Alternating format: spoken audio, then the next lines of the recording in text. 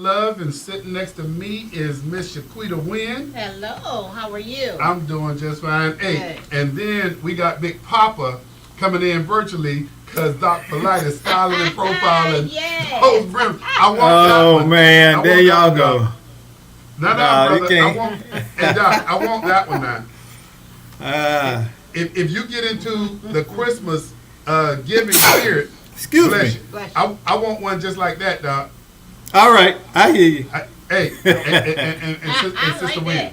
I want that one. I don't want the. Well, I got it. I'm gonna finish customizing. I got to put the feathers on it and all the Hey, Mondo, bring Doc up a little accessories. bit. He not, Doc All the, not talking accessory. to Mike and nothing. Yeah. I don't have the big gun Oh, mic okay, today. I got you. Okay. I got you. Yeah. But I want that one, Doc. I don't want the Huggy Bear one. I want that one. Queen, did he say Huggy Bear? Yes, he did. I want that one. Hey, for those of you who are tuning in, thank you for tuning in to the Sit Down. The Sit Down is intended to bring you updates. Bring you updates as to what's taking place in your community. We like to highlight organizations that are providing services or providing a product, whether it's not-for-profit organizations or whether it is for-profit organizations, but they bring you an added value such as Yes. solar. What is it, Doc? Trinity Solar? Yeah, Trinity Solar. Trinity Solar that Yeah, we we got- talked about how you can actually, for those of you, whether you're living on a fixed income or you just want to fix your energy bill. Correct. And, That and, energy bill. Yeah. and next week I'm gonna have my company up to sponsor it. I got a new venture. It's called Best Flight Deals right now. That's right. What is that? Best Flight Deals is a website where you can go and find great prices on travel, hotels, and rentals, all kind of things, tours, all of that. And Okay. I'm finishing it. I finished it up last week, and I'm putting in the social media aspects to it. So You're doing okay. You're a consultant on this deal. yeah. Well, no. Yes. The answer is yes. Yes. That's, hey, Well, we like well- to bring we like to bring added value no matter if it's on the Yeah. social service So side. and I really took on this challenge because y'all know, well, y'all don't know, but I love to travel. I've been to over 29 countries and 28 of the states. So it's something that I enjoy doing. I'm not your average tourist. I don't go to the all inclusive. See, I like to go on the economy and get to know the locals and the traditions and stuff like that. So Well, I'm I w- excited. Yeah. I'm excited to hear and get me some good deals because I like to travel too. Oh, yeah. So what we do is we bring added value, whether it's on the social service side or whether it's on the consumer private sector side. It's a added value, but the bottom line to the sit down is we want to bring more added value, particularly on the social service side Yes. that doesn't Yes. have the luxury of paid advertisement. Exactly. And so Exactly. we want to bring that to you. But we have quite a few things that we want to talk about today, and really just out of the gate, I want to talk about the Friday's event of the Black Man documentary that was shown at the Orlando Museum of Art. Oh, Mr. Love, that was an awesome showing. That was awesome. It was awesome, I- but it was also 2 days after. And let me back up. Okay. Everybody, I want to just make sure that you know and understand that we hope everybody got through Hurricane Milton, Yes. and that you're safe. And people tell me about some of the property loss or some of the damage, and we hate to have it. Yes. But what I would hate even more is for somebody to have lost their life or been injured beyond what we can imagine. So we want to just extend our prayers to those of you Yes. who weathered the storm and those of you who are still dealing with it. our hearts are going out to you. And this is a good time to reiterate. Listen to the authorities when it comes to storm preparation. We are all native Floridians, and we know when it's getting serious. And some people don't take it that way. You know, they had some guy, they call him Lieutenant Dan, that rode out the storm. Oh, I saw that, Doc. On a sailboat over in St. Pete. And thank God he made it. But you know, don't take unnecessary risk. It's just not worth it. You know, for what it is. When you're told to evacuate, if you know you live in one of the bad areas, then you know you need to get out ahead of time. But thank God, you know, loss of life is minimal. Not that any loss of life is acceptable, but you know, many of us we came through it. I was without lights for like 24 hours, but some people are still without lights. I think the number's down to 400,000 now. And you know the interesting, you're right, still without lights. But you know the interesting thing when Doc talks about what's his name, Lieutenant Dan. Yeah. There was another social media platform that offered him. Oh yeah. Between $50,000 and $100,000, and also a gig, a social media gig that he could actually earn somewhere in the neighborhood of about $10,000 a month. I mean, you know, we want that gig, but they subsequently withdrew the offer after he said the N word. Say that again, Doc? After he said the N word. Well, I didn't know about that, but you know, through different media platforms, that they did a background. They saw that he had been arrested multiple times. That and then they looked at the charges, and so that platform withdrew its offer because some of the charges against them deal with battery on law enforcement and things of that nature. So that was withdrawn. But going back to something Doc was saying, there's an evacuation alert that goes out, and I understand people have a choice. Right. Stay or leave. But here's something that takes place is that if you choose to stay, you subsequently at some point in time, you put those first responders at risk if they have to come get you. Yes. And so that's just something to think about. Yes. Remember Hurricane Charlie? Yes. I remember Kevin Barrett. I think it was Kevin Barrett was still the sheriff then, and he got on TV and he told him, he say, if you don't evacuate, don't expect us to come get your ass. He said it just like that, and that kind of shifted, because at one point they first responders would try to go get you during the storm. Yeah. But they started to realize they were losing men and resources rescuing people who had made a choice. Putting themselves in jeopardy. Yes. Right. And unnecessarily cost of life and material because they made a choice. Hey, one of our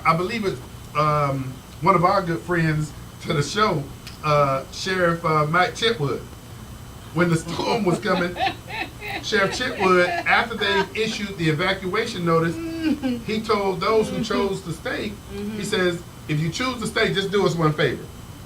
Write your name and date of birth on your ankle so we can identify you.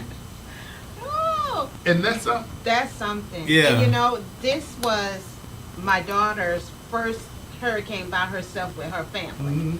And she said, Mom, after going through this, I'm going to get me a bin, and I'm just going to start stacking up on me some supplies and put in this bin. But you got to have an emergency plan. Yes. And her husband, I was like, all right, Theo, this your first one. Afterwards, I said, what was it like? I might have to go home next time. Because Theo's from Atlanta, right? Yes. Okay. Yes. So this was his first one. I'm like, it was bad, but we've seen worse. Yeah. So I'm like, the wind up here, the wind in Lake County where I'm at, I think it was 85 miles an hour sustained. Could you hear it, Doc? Oh, shoot, yeah. can hear it. I heard it. Hey, and the rain was going sideways, so it was just it's what it Florida did what Florida do. But you know what? And- I've been in. I was raised in Miami. Went up north for college, and subsequently came back home after I graduated college. So I'm a Floridian. I know, and we've been through this drill multiple times. But there's something to be said because, and Doc, Miss Sister Wynn, let's put it out there. The more these that we've been through, and with the advent of technology, I see our first responders at the local level and at the state level, they get better and better. Now, Yes. I'm so glad you said that because I was gonna bring that up about the first responders. They are doing an awesome job. I'm telling you because before it was kind of like guesstimate. Now they got it down pat. They know what to do, and they're there. They're telling you, get out the way. And the governor, my hats off to him because he didn't wait around to start taking action. You're right. Right. And that's what you need. You don't need to. You don't need the Monday morning quarterback. Yeah, you're right. But Doc, something you said is that they know what to do. I'm gonna tell you what I've deducted from being here for years and watching this is it's not only the fact that our local governmental first responders know what to do. What I've seen them do, and this is one of the pages out of Dr. Randy Nelson, I've seen our governments better communicate to the people affected as to what to do and how to do it. And the general public is more, and I say this, more trusting that they're actually responding. So it's not government, because government, in my opinion, have for quite a while known what to do in the case of emergency disasters, but they're doing a better job of communicating to the general public and communicating sometime like Sheriff Chipwood, where he says, hey, if you don't want to evacuate, just do us a favor, write your name and your date of birth on your ankle. So we have to come. Like, whoa. Yeah, but you know what? You get up and go. You know the big change I see? Everybody is disseminating the same information. Before, everybody kind of had their own take of what to do, how to do, and when to go, when to stay, and all of that. You had so many different voices talking. It was hard to become organized. But now we are seeing that Florida has developed a system where they're disseminating that information and it's being repeated, not challenged and twisted, for whatever reason. I think a lot of it, hurricanes used to kind of be politics at one point in the state, and everybody wanted to have their say and be an authority on it. But now we're seeing a centralized effort to minimize at least loss of life. We can't do anything about the damage. You're right. That's God given, but we have greatly reduced the number of people that are injured and lose their lives during these storms. Greatly for the state. So I'm proud. That's one thing that Florida's done that I'm really proud of. That we've gotten that down pat. We don't deal with these our natural disasters like a lot of states do. You're right. And Doc, while we're at this point of giving local governments credit for their disaster preparedness, we're giving the state credit for responding to natural disasters.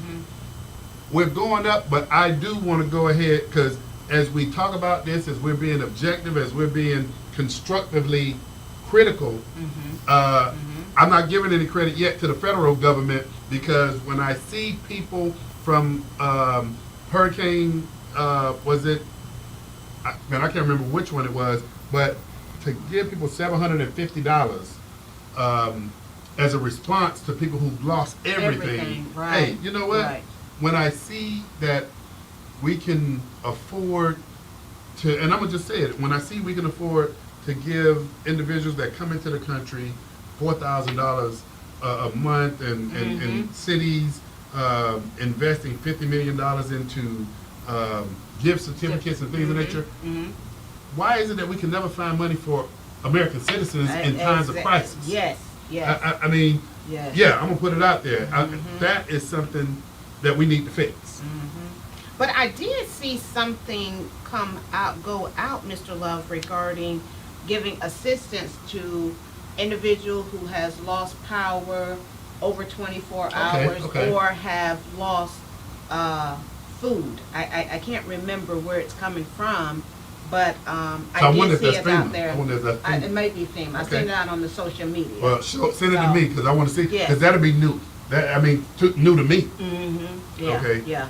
We But- all need help when the storm comes because it's like, whoa. You're right. You know, we've given it up to local government. We've given it up to, when I say local, yeah, I'm talking about cities and counties, the state. I mean, everybody's been doing an incredible job. But I will say, I'm going to pull the reins back a little bit to say the federal government needs to do a better job. Yes, yes.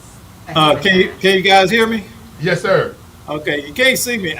You know I'm on this bootleg system today.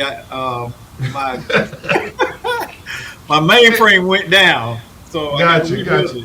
Hey, what, Doc, if anybody knows how to make a way, you do. Oh yeah, definitely. Hey, so we were talking about, for those of you who tuned in to the sit down, as you can hear, we were talking about Hurricane Milton.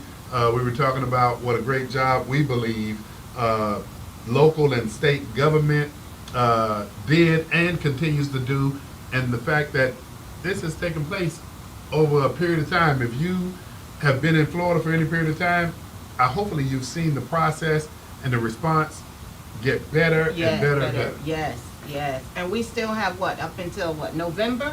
Is it? Yeah, that's right. You're right. You're right. Hey, so like, whoa. And there's another one I think out there in the Pacific or somewhere that's. So I mean, hey, it's the price we pay to live in a tropical paradise. That is true. That is It's true. the price we pay. Hey, Sister Wynn, I'm gonna move us on because we stayed in that piece for quite a long time. But hey, something else I want to recognize, and I began to talk about the Black Man documentary that the viewing took place at the Orlando Museum of Art. Yes, yes. You know, 2 days after the storm, and we still looked up, and man, about 150 people of the 250 capacity. Yes. And man, what did you think? The crowd was excellent. I love the diversity of the crowd. Hey, catering services, and we got to give up some props. Catering services by Oli's. That food, excellent. Not just I mean, see, we didn't get a chance. I don't know about you, but I didn't get a chance to eat. But what I saw looked so good, and people were telling me how great it tastes. It did. She did an excellent job. So that's the catering. That's the catering. Yes. And then we had Jared Armstrong, who performed during the reception. Let me say it again.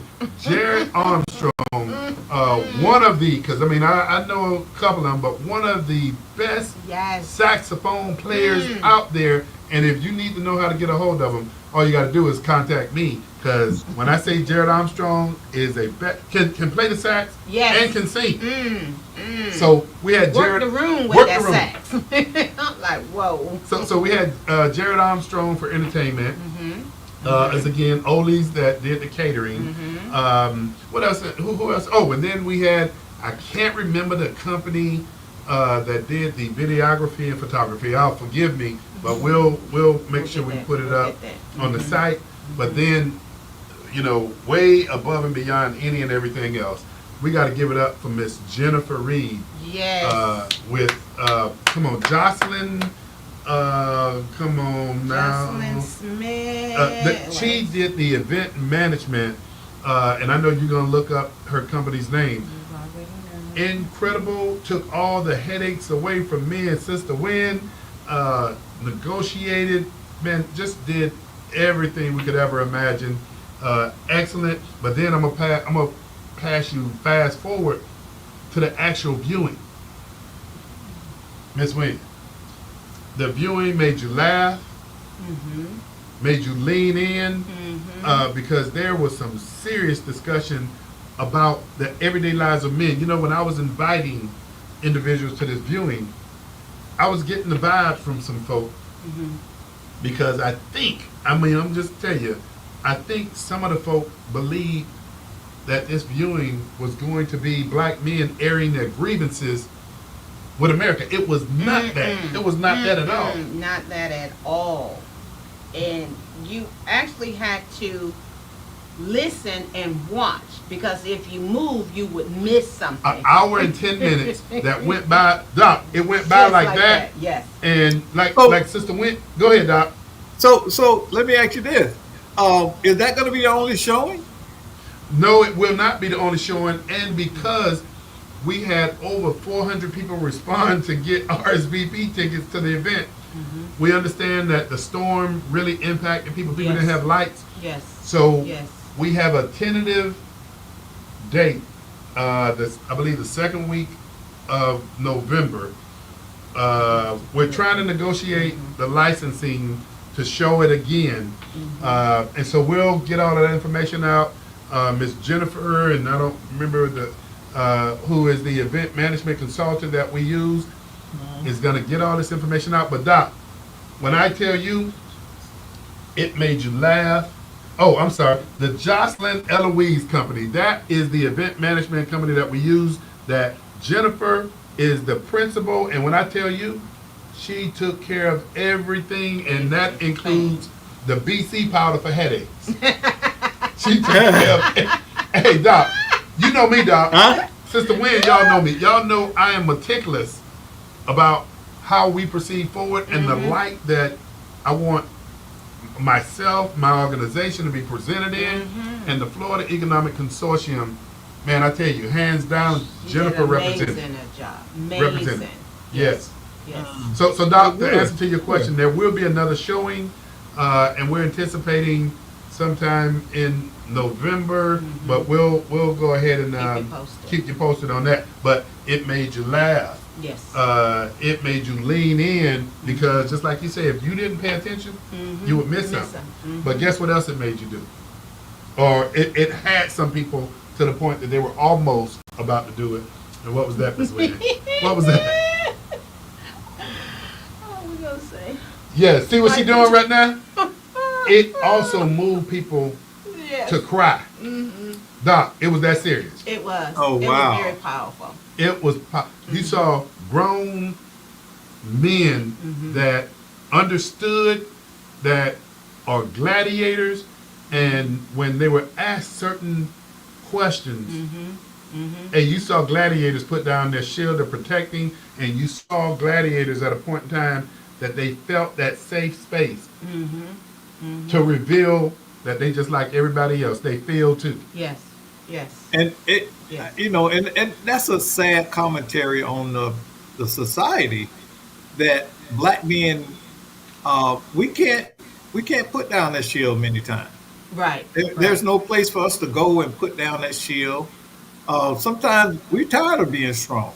We're tired of having to constantly adjust and overcome and consider the things that can impact our life. You know, you don't want to walk around every day thinking about your color. You don't want to walk around every day thinking about your opportunity status. You know, you don't want to do those things. You just, some days you just want to live and enjoy life, but you know, you got to always be mindful of situation. That's a heavy burden psychologically. Yeah. You know. But you know, there's a part that stuck out to me. It was the young man that says he was well spoken.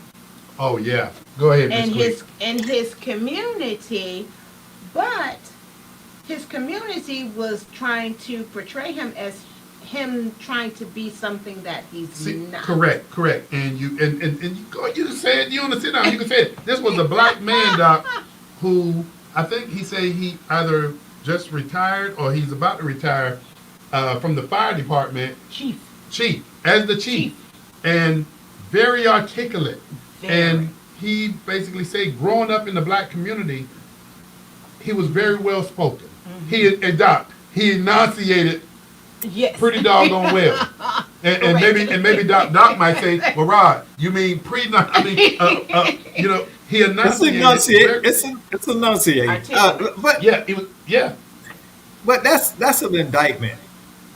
You know, why is it that your vernacular is so offensive to some people because I'm Southern, so I say fixing to and all of those things, and I can Well, you know remember, when to I can say remember, that yeah, language, when to use it. Yeah.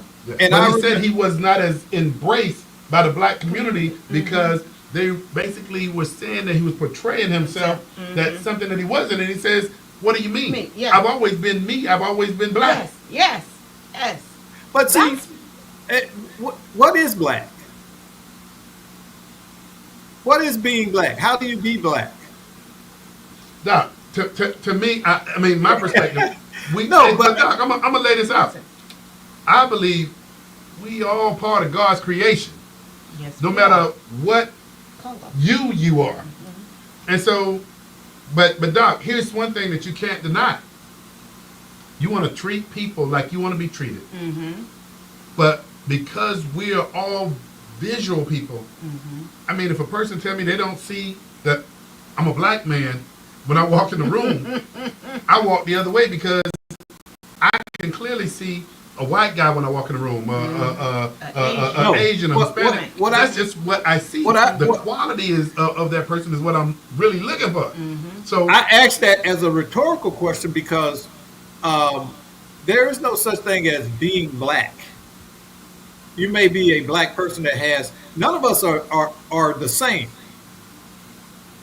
Okay, that's a label. Black is just a label, but our values and our desires and our all of the things that make us are very different. So there's no one way that a black man should speak. There's no one way that a black man should act or accept. You get what I'm saying? oh, yeah. And we're trying to see. We're trying to take hundreds of millions of people and put them into one definition. And that's the test of black. So if you don't talk like me, believe like me, and act like me, you're not a black man. This is what Joe Biden was saying. He was trying to define what it is, and he's the last person. He need to sit down somewhere and get some. Doc, let's stay on politics now. But hey, I go there. But the thing about it is that we have got to stop doing that because it's a source of division within our collective. We keep trying to define what black is, and it's non-definable. Every person that is black is black. They are what black is. Whatever they doing, and they have this skin color, they are black. That's black. There are black teachers, there are black preachers, there are black doctors, all of that. Nobody gets to decide whose blackness is the blackness. You're right. But Doc, you doubling as a co-host and our executive producer that a lot of people may not be familiar with, but as the executive producer of this show, when I look at the screen and I look at the individuals that you have that's the backdrop of this discussion, man, I'm looking at people of many different colors, but the one thing that shines through is, man, I see that spirit in the smile that they're presenting, and that is what draws me. Yeah. Right. Yeah. Right. Yeah.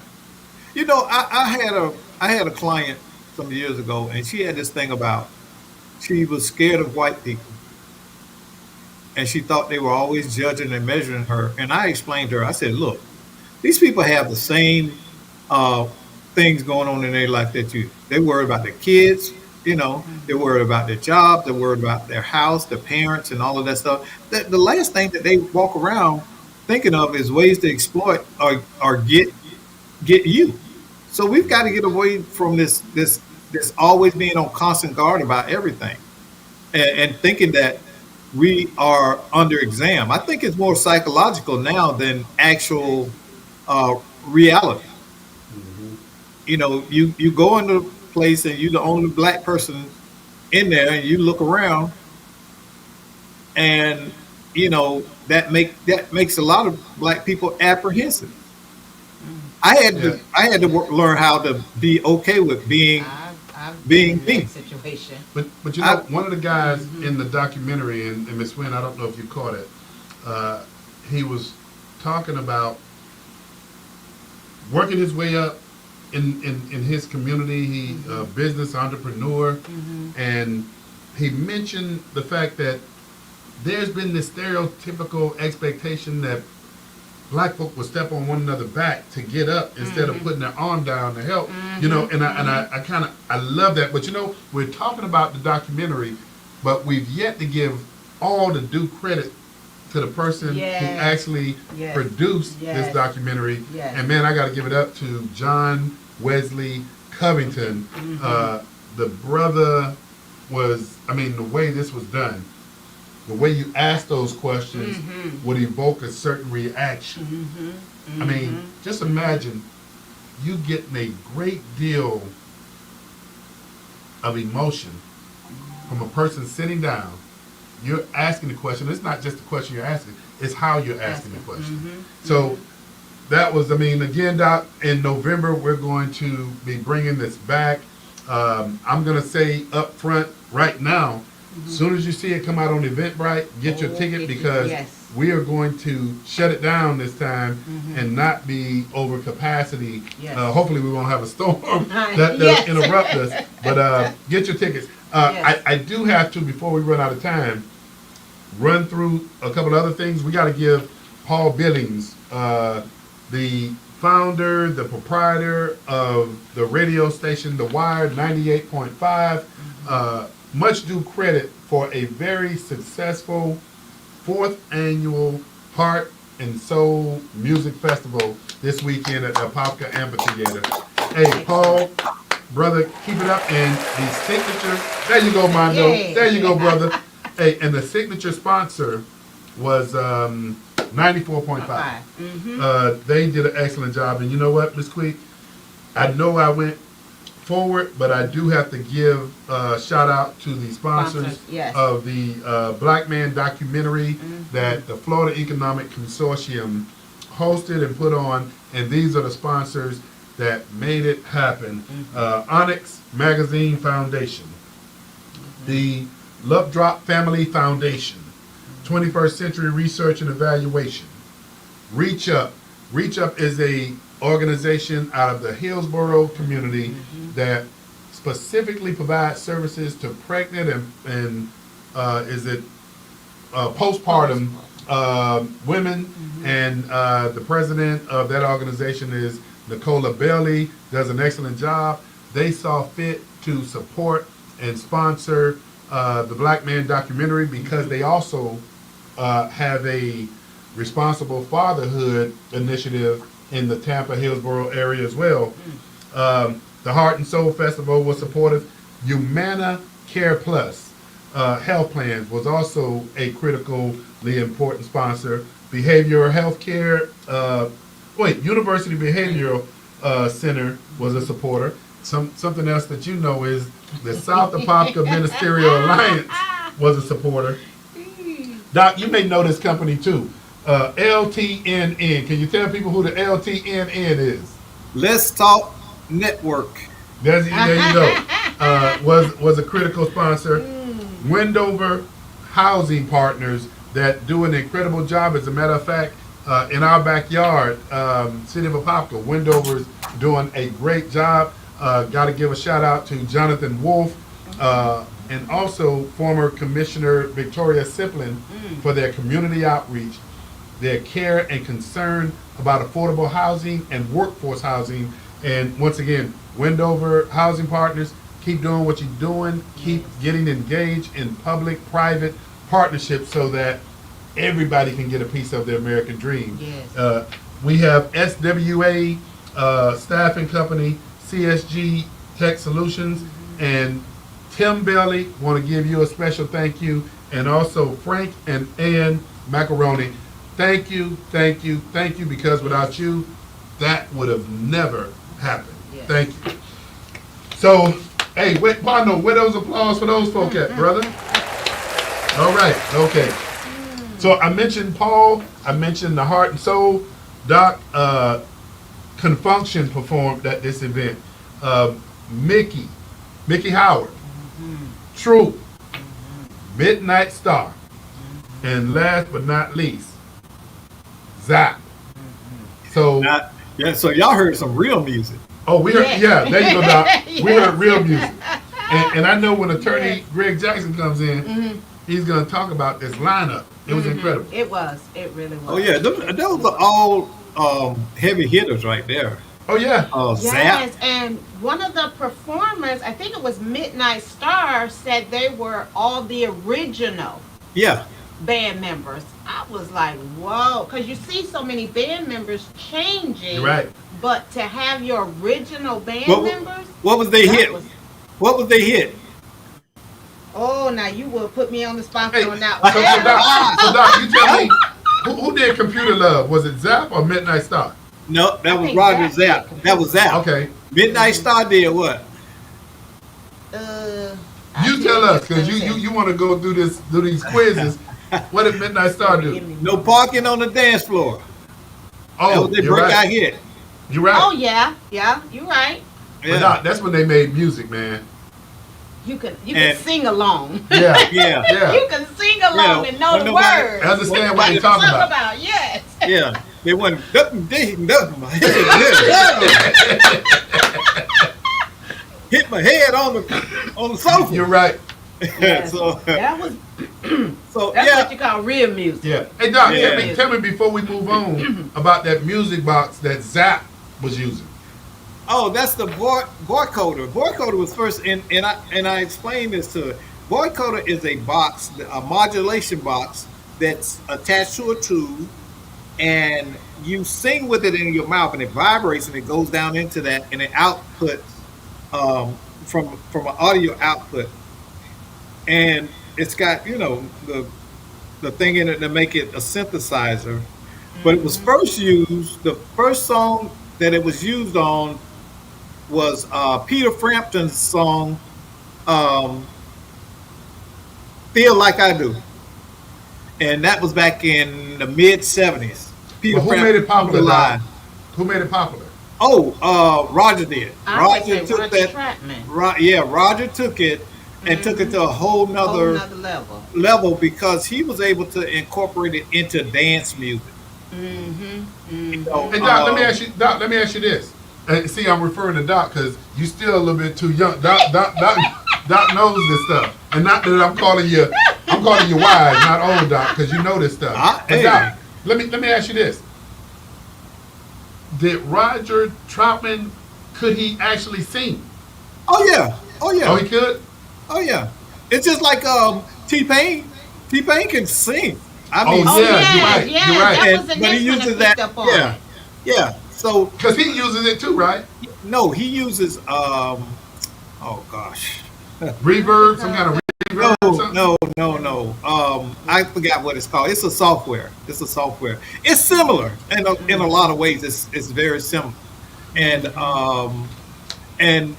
but Roger took it, and when he made More Bounce to the Ounce, Yes. that was his hit, and that Yeah. got him started. And then he came out with Computer Love and Grapevine, and going back you know, to Yeah, my he's going. husband. yeah. So I had to tell him, don't pull out the albums now when we get home. And- Don't be trying to pull them out. hey, and Be All Right. That's the one that Tupac remade. What'd you say, Mondo? Auto-tune. Auto-tune. That's what it's Auto-tune. called. Yeah, that's Auto-tune. it. That's it. Auto-tune. Thank you, Mondo. And you know, Brother Mondo knows that stuff. Hey, we're down to our last 4 minutes, and I need to go ahead and plug this. Okay. For those not-for-profit organizations only, not-for-profit Orange County organizations only, our great supervisor of election, Glenn Galzine, he's an innovative thinker. Glenn is always looking at what's missing, and one of the things that he found is one of the things that's missing at the local level, state level, whatever you want to call it, when it comes to exercising your right to vote, is information, training, and outreach. But not just information, training, and outreach, it taking place on a regular basis throughout the course of the year. Oh, wow. Not waiting until Until 30 days or 30 60 or days yes, before the yes. election. Thank you, Doc. But not waiting for a election to take place. And so here's what our supervisor of election has done. Okay. He has created a grants process Mm-hmm. for organizations. You can be a small mom and pop organization Okay. all the way up to a major corporation that's a not-for-profit. Okay. The Okay. levels of grant funding is $1,000, which is a Clementine Award for organizations that basically you're communicating information about voting, passing out flyers, communicating with people. The second level is $2,000, and that's the Tangerine Award. The next level after that is $10,000 for the Hamlin Award. Then you have the $25,000 oh man, what is this? $25,000 level award. I don't know who came up with these names. Me either. They are all Then- citrus. They are What you all got? types of citrus. It's Say that again, kumquat. Doc. Kumquat. Kumquat. Kumquat. Okay, thank you, Doc. Kumquat. Thank you, Doc. Okay. Hey, see, Doc was I out there said picking up. kumquat, Cause, yeah. isn't a fruit called a kumquat? Isn't it a fruit, Doc? Right. See, Doc used to pick those. Thank you, Doc. And then you have the 75,000 Citron Award. So what I'm basically saying to amazing. everybody That's that's listening, amazing. this is to sororities, fraternities, faith-based organizations, Mm-hmm. civic organizations across the board. Contact the Orange County Supervisory Elections Office to apply. There's a great deal of funding. There will be a total of 100 organizations that can qualify for the $1,000 award. There's a total of 100 organizations that can qualify for the $2,000 award. There's a total of 15 organizations that can qualify for the $10,000 award. A total of 10 organizations that can qualify for the $25,000 award, and 4 organizations can qualify for the $75,000 award. Hey, you know what? This is good. They need Yeah. to get on it because we're Really only good. 19 Say days. again, Doc. They need to get on it because we're only Yes, 19 days yes, out. they do. Need to get on it, Doc, is an understatement, but I appreciate you making it because, Doc, we complain about not knowing or getting information, yeah. but now there's funding for you to, even churches, if you making church announcements, that qualifies you, so apply. Apply. And Yes. the way that you apply, and for those of you, I can't just, you can lead a horse to water, but you can't make them drink. Nope. Hey, I'm gonna I do as give much. you the information. Yeah, give you the information. I'm gonna do as much leading as possible. I see the clock on the wall is telling me it's time to go. But contact the Orange County Supervisory Elections Office to find out how do you get the application emailed to you. Once again, go and apply. Get this information. Get some funding so that you can do what you've been doing for free. Yes. And now you got some resources. Hey, the sit down, as everybody can see, goes fast. I want to thank Doc Polite. Doc, I do want that brim. And thank your wife for me for that sorrel. I really appreciate that yeah. sorrel. And Sister Wynn, hey, thank you. Hey, as well. did you share it with her? No, I'm not sharing with anybody.